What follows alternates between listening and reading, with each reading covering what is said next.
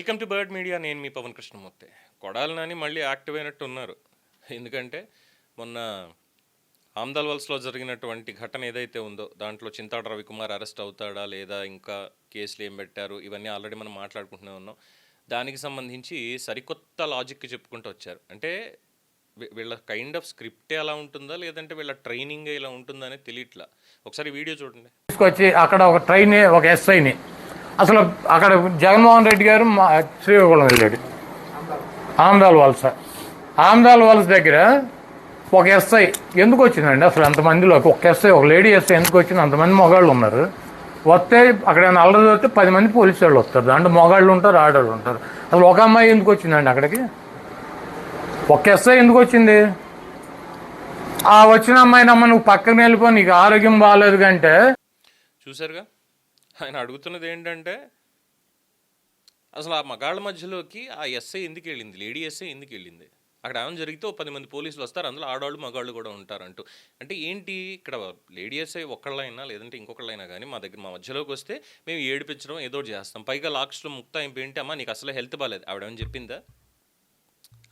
చెప్పిందా నాకు హెల్త్ బాగాలేదు అందుకని చెప్పి నేను ఇక్కడ ఇంత మధ్యలోకి వచ్చాను, మీరు నన్ను ఏడిపించడం అని చెప్పింది ఆవిడ? బుద్ధి జ్ఞానం ఉన్న వాళ్ళు ఎవరిని ఈ మాట మాట్లాడతారా? డెఫినెట్గా అయితే మాట్లాడరు.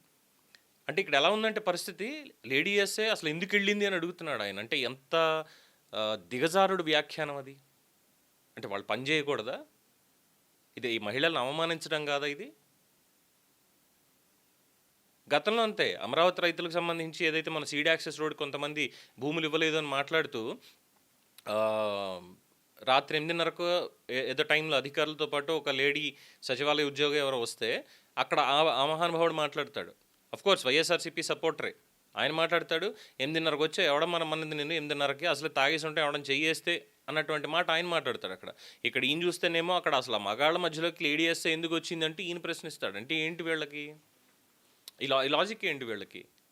వీళ్ళని అవమానించడం అంటే మీరు ఈ టైం మీరు అసలు రావడానికి లేదు, మీరు వస్తే మీరు ఇక్కడ ఇలాగ ఏదోటి మీకు ఇబ్బందులు పడాల్సిందే అనేటువంటి ఒక కొత్త పంధాకి తెరతీస్తున్నారా అని చెప్పి కూడా చెప్తున్నారు.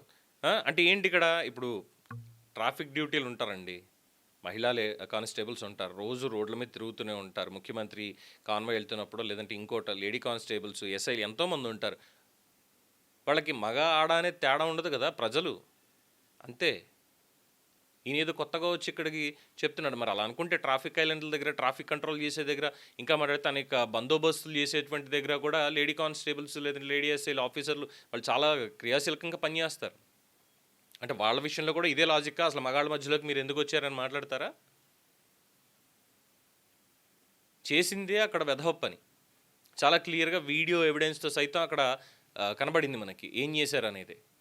ఏంటి నాకు జ్వరంగా ఉంది, నాకు హెల్త్ బాగాలేదు అని చెప్పి అంత మధ్యలోకి ఆవిడ వెళ్ళి చెప్పిందా? పర్మిషన్ తీసుకోవడానికి వెళ్ళిందా? చేసిందే ఒక దరిద్ర పని, మళ్ళీ దాన్ని సమర్థించుకోవడం కోసం అని చెప్పి ఇలాంటి మాటలు మాట్లాడడం, మహిళలను అవమానించడం. మరి దీన్ని ఏమనాలి? వీళ్ళని ఏమనాలి? ఇప్పుడు కొడాలి నాని దీంట్లో మాట్లాడడం, ఆమ్దాల్ వలసకి ఈయనకి ఏంటి సంబంధం అర్థం కాదు. అయ్యో అక్కడ అలా జరిగిపోయిందమ్మా, తప్పైపోయింది. ఏదో జగన్మోహన్ రెడ్డి గారి మీద ఉన్నటువంటి అభిమానంతో, ఆవేశంతో వాళ్ళు ఏదో అక్కడ స్లోగన్స్ చేస్తూ మీదకి వచ్చి ఉండొచ్చు అంతే తప్ప ఏదో ఇబ్బంది పెట్టడానికి కాదు.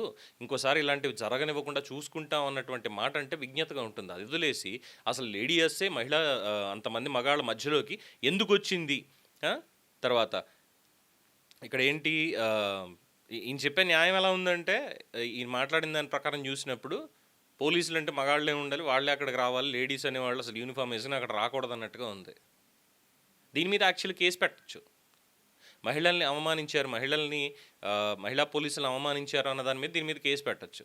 సో దానికి కూడా ఆ కేసులకు సంబంధించి కూడా ఆయన మాట్లాడితే ఏమంటాడు, మళ్ళీ 4 నెలలు జైలుకి వెళ్ళి వస్తాం అంటే ఏదో అదే గెస్ట్ హౌస్, జైలుకి వెళ్ళి వస్తే ఒక కొత్త ఇదైపోతుంది అన్నటువంటి పాయింట్.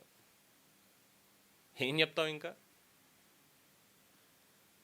మహిళలంటే గౌరవం లేదు, ఒక రెస్పెక్ట్ అనేది లేదు, ఇలాంటి మాటలు మాట్లాడడం ఇదంతా కూడా ఏంటంటే ఒక రాజకీయ అపరిపక్వత తప్ప ఇంకోటి కానే కాదు.